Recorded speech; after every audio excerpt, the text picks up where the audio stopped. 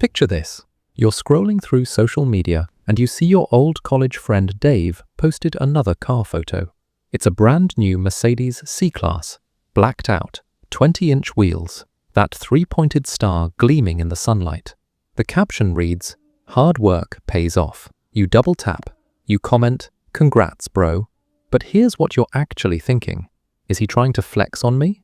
Is this what we're doing now? Your stomach does this weird thing. It's not quite jealousy. It's not quite admiration. It's discomfort. And you can't quite put your finger on why seeing your friend succeed makes you want to engage with him less, not more. Meanwhile, your other friend Sarah just bought a Honda Accord. She mentions it once in the group chat. Finally got a reliable car, no more breakdowns, and everyone's genuinely happy for her. Nobody feels weird about it. Nobody starts doing mental math about her salary. You actually want to grab coffee with her this weekend. My name is Mr. Dollar, and I spend way too much time thinking about the hidden psychology of status signaling. If you've ever wondered why some wealthy people seem magnetic while others seem off-putting, or if you've noticed that the people driving the fanciest cars often seem the loneliest, hit that subscribe button, because today we're not talking about which car is better.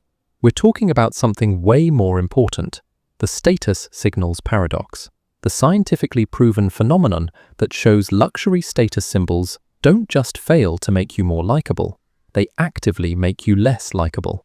And the research is absolutely wild. There's a study that came out of the University of Michigan in 2019 that should have broken the internet, but somehow flew under the radar. It's called the Status Signals Paradox, led by psychologist Stephen Garcia, and it directly tested what happens when you show up to make new friends while driving a BMW versus a Honda. Here's how it worked. They had people present themselves to potential new friends. Some chose to display high-status markers, a BMW, a Tag Heuer watch, designer brands. Others chose neutral markers, a Honda, a generic watch, regular brands. Then they asked a different group, who would you want to be friends with? The results? Catastrophic for the luxury crowd. People presenting themselves with high-status items thought, genuinely believed, that the BMW and Rolex would make them more attractive as friends. They were wrong. Dead wrong.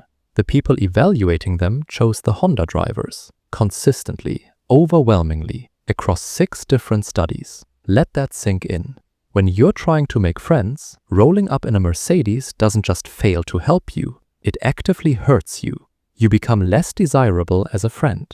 The researchers found that people perceived luxury car drivers as less warm, less trustworthy, and less likely to cooperate. They assumed, correctly or not, that someone spending $70,000 on a car is playing a different game than they are. A zero-sum game. A game where status matters more than people. But here's where it gets even more interesting.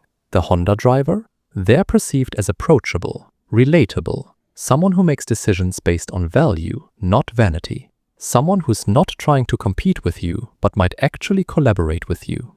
The status signals paradox reveals a brutal truth. The things you buy to signal you're above others make people assume you think you're above them.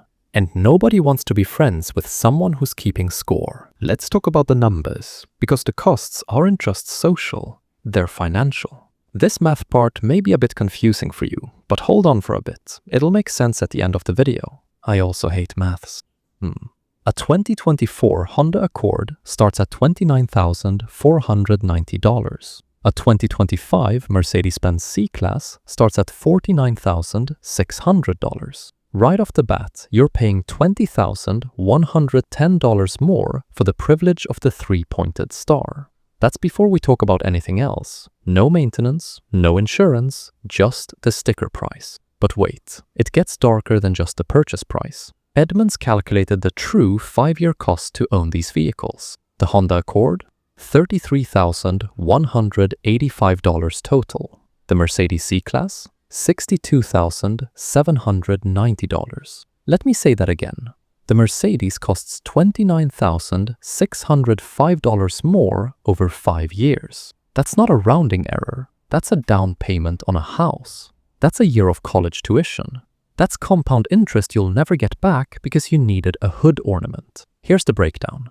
Maintenance on the Honda over 5 years, $3,520. Maintenance on the Mercedes, $8,941. The Mercedes costs 2.5 times more just to keep running. And we're not even talking about repairs yet. Repairs on the Honda, $748. Repairs on the Mercedes, $2,887. You're paying $2,139 more just to fix things that break. But it's a luxury car. It's worth it. Is it? Let's keep going. Over 10 years, the maintenance gap becomes a chasm. Toyota maintenance averages $7,130 for their luxury brand Lexus, which is basically a fancy Toyota. Mercedes-Benz, $12,942. BMW, for comparison, hits $15,991. You're paying an extra $5,800 to $8,800 over a decade just in scheduled maintenance. But let me tell you about the real killer: depreciation. A Mercedes-Benz that costs $80,000 to $100,000 new will be worth $20,000 to $25,000 in trade-in value after 5 years. You just lit $60,000 to $75,000 on fire. For what? For people to assume you're less trustworthy? Meanwhile, the Honda holds its value like a bunker in a hurricane. You lose $8,172 over 5 years. The Mercedes loses $27,023. That's $18,851 of wealth evaporated. Not spent, not invested, evaporated. Come on, rich people can afford it. Can they? Let's talk about actual rich people. Thomas Stanley spent decades studying millionaires for his book The Millionaire Next Door and the follow-up Stop Acting Rich. You know what he found? The most popular car among millionaires, people with a net worth over $1 million, is Toyota, followed by Honda, then Ford, then BMW comes in fourth. Wait, what? Aren't millionaires supposed to drive Lamborghinis and Bentleys? Nope. 61% of wealthy Americans earning over $250,000 per year drive mainstream brands: Honda, Toyota, and Ford. These are people who could write a check for a Ferrari without blinking, and they're buying Accords. Mark Zuckerberg, worth over $100 billion, drives a Honda Accord. He describes it as safe and not ostentatious. Warren Buffett famously drove a modest sedan for years. The median price millionaires pay for their most recent vehicle, $31,367. Not $80,000, not $100,000, $31,000. Just lease a BMW. You deserve it. You work hard. A lease is $800 a month for 36 months. That's $28,800, plus gap insurance, plus higher insurance premiums, plus premium gas. But you'll look successful. To who? People I don't know at red lights? Meanwhile, I just gave up an entire year's worth of Roth IRA contributions to impress traffic. The millionaires understand something crucial. Every dollar you spend on a depreciating liability is a dollar you can't invest in an appreciating asset. They're not driving Hondas because they're cheap. They're driving Hondas because they're smart. But let's get back to the social cost, because this is where it gets truly insidious. Another study, published in the Journal of Personality and Social Psychology, found that people who display status symbols are perceived as less likely to cooperate in group settings. Researchers had participants play a prisoner's dilemma game, a classic cooperation test. When one player chose to signal status with luxury brands, the other player cooperated with them significantly less. The researchers measured why. Turns out, people judge status signalers as less warm, less trustworthy, and more self-interested. The logic is simple. If you're buying things to put yourself above others, you're advertising that you value hierarchy over connection. You're telling people, I'm playing the status game, and nobody wants to cooperate with someone who's trying to one-up them. This isn't speculation. This is measured, quantified behavior. The stereotype content model, a framework developed by psychologist Susan Fiske, found that we judge people along 2 dimensions: warmth and competence. Warmth asks, are you a friend or a foe? Competence asks, can you back up your intentions? Luxury car drivers score high on competence. We assume they have money, status, intelligence. But they score low on warmth. We assume they're cold, self-interested, potentially threatening. And warmth is the primary dimension. It matters more than competence because knowing someone is competent doesn't matter if you already know they're not on your side. The Honda driver? Moderate competence, but high warmth. They're relatable, non-threatening, someone you'd actually want to grab a beer with. Here's the final twist. Luxury goods don't just make you less likable. They make other people feel worse about themselves, which creates a resentment spiral. Studies on conspicuous consumption show that when people see others displaying luxury items, it triggers malicious envy. Not the admiring kind, but the resentful, I hope they fail kind. This isn't because people are petty. It's because luxury consumption is inherently comparative. A Mercedes doesn't just say, I have a car. It says, I have a better car than you. And that creates social friction. Research shows that conspicuous consumption erodes community trust, increases interpersonal hostility, and makes people view each other as competitors instead of neighbors. The Honda doesn't trigger that. The Honda just says, I have a reliable car. No competition, no comparison, no resentment. You're paying an extra $30,000 to make people envy you instead of like you. That's the trade-off. So why does this happen? Why do our brains turn status symbols into social repellent? It comes down to evolutionary psychology and the warmth-competence trade-off. For 99% of human history, we lived in small tribes where cooperation was survival. You needed to know, is this person going to share resources or hoard them? Are they team-oriented or self-interested? Status displays, in tribal contexts, were always double-edged. Yes, they showed capability, but they also showed potential threat. Someone with more resources might compete with you for mates, food, or social position. Fast forward to modern society. We still have those same threat detection systems. When someone drives up in a $70,000 car while you're driving a $30,000 car, your brain unconsciously registers hierarchy. Your lower status, their higher status. And hierarchies trigger stress. Research on status anxiety shows that income inequality, visual reminders that some people have way more than others, increases cortisol, reduces trust, and activates threat responses.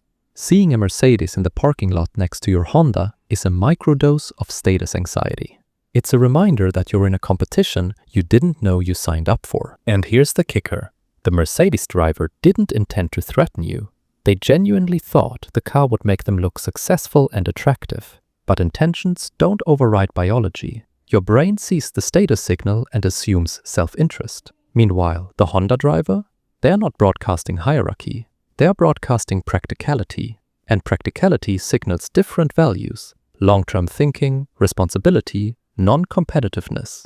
These are traits we associate with good friends and reliable partners. There's also something called the compensation effect in social psychology. When someone is high in one dimension, like competence or status, we automatically assume they're lower in the other dimension, like warmth or humility. It's a cognitive shortcut. If they're spending all that money to look rich, they must not be spending energy being kind. Is that fair? No. Is that how brains work? Yes. The system isn't designed to screw over luxury car owners. The system is designed to protect us from people who value status over community. And luxury goods are the uniform of that tribe. Here's how you opt out of the status trap. I call this the stealth wealth social strategy. The core principle: stop signaling status and start signaling values. You don't need to look poor. You need to look like someone who values the same things as the people you want in your life. Step 1. Run the friendship audit. This week, look at your 5 closest friendships. Not acquaintances, not Instagram mutuals. Your actual friends. The people you'd call if your life fell apart. Now ask, did any of them become your friend because of something expensive you owned? Your car? Your watch? Your house? The answer is almost always no. They became your friend because you were present, reliable, funny, kind, or useful. None of those traits cost money. Now flip it. Think about someone you know who drives a flashy car or wears loud designer brands. Are they in your inner circle? Or do you kinda keep them at arm's length? Be honest. You just discovered the status signals paradox in your own life. Step 2. Calculate your opportunity cost. Take the true 5-year cost of the luxury car you want. Let's say it's that $62,790 Mercedes C-Class. Now, subtract the Honda Accord's $33,185. The difference is $29,605. Now, run that number through a compound interest calculator. $29,605 invested at 7% annual return over 30 years becomes $225,345. You're not choosing between a Mercedes and a Honda. You're choosing between a depreciating status symbol and $250,000 in retirement wealth. Write this number down. Put it on your phone. Every time you see a luxury car, mentally calculate the opportunity cost. You're not being frugal. You're being financially lethal. Step 3. The stealth wealth wardrobe. Here's how the actual wealthy signal their values without signaling their bank accounts. Drive. A reliable, well-maintained mainstream brand. Honda, Toyota, Lexus, which is just a luxury Toyota, prioritize reliability over badge. Dress. Quality basics over loud logos. The billionaire Mark Zuckerberg wears a $15 gray t-shirt. Nobody doubts his competence. Quiet quality beats loud branding every single time. Home. Live in a house that's 50 to 70% of what you can afford, not 100%. Millionaires overwhelmingly live in homes under $400,000, even when they can afford $1 million plus. The mortgage you avoid is wealth you keep. Conversation. When people ask what you drive, say, Honda Accord. Love the reliability. Not just a Honda. Own it. You're not apologizing, you're flexing a different muscle. Financial intelligence.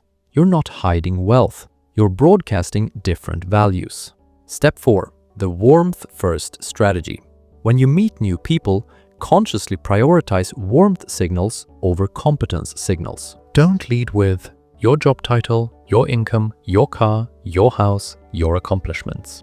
Do lead with curiosity about them, shared interests, humor, vulnerability, helpfulness. Remember, warmth is the primary dimension. People decide if they like you based on warmth first, competence second. You can be the most successful person in the room, but if you're cold, you'll eat lunch alone.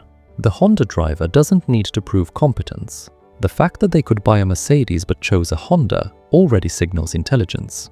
You're playing a different game, a better game. Step 5. The magnetic millionaire mindset. Final step. Reframe the entire model. You're not settling for a Honda. You're actively choosing to invest your money where it compounds instead of where it evaporates. You're not sacrificing status. You're prioritizing depth over performance. Real wealth isn't looking rich. Real wealth is being rich while looking normal. It's having options. It's sleeping well. It's friendships based on who you are, not what you own. The person driving the Mercedes is paying $30,000 extra to filter out authentic relationships. You're saving $30,000 to attract them. Who's winning? Here's what the research is screaming at us. The status game is rigged, and the only way to win is not to play. Every dollar you spend on luxury status symbols is a dollar you're spending to make yourself less likable, less trustworthy, and less cooperative in the eyes of the people you're trying to impress. You're literally paying to lose friends. The wealthiest people on earth understand this. That's why they drive Hondas and Toyotas and Fords. Not because they're cheap, because they understand the real flex is having $500,000 in investments while your neighbor has $3,000 and a Mercedes payment they can't afford. You can keep playing the status game, buying the luxury car, the designer watch, the expensive zip code, and wondering why your friendships feel transactional and shallow. Or you can opt into the stealth wealth game, building real wealth quietly, attracting real relationships authentically, and sleeping like an adult who made intelligent decisions. If this video changed how you see status symbols, share it with someone who needs to hear it. We live in a society that's obsessed with looking rich instead of being rich, and it's bankrupting people financially and socially. Hit that subscribe button because we're going to keep exposing the hidden psychology of money, status, and the systems designed to extract wealth from people trying to impress strangers at red lights. The Honda drivers were right all along. They just didn't know they were flexing. Now go run that opportunity cost calculator. You're about to get very, very angry at your last car purchase. Use that anger. Build that wealth. Choose those friendships.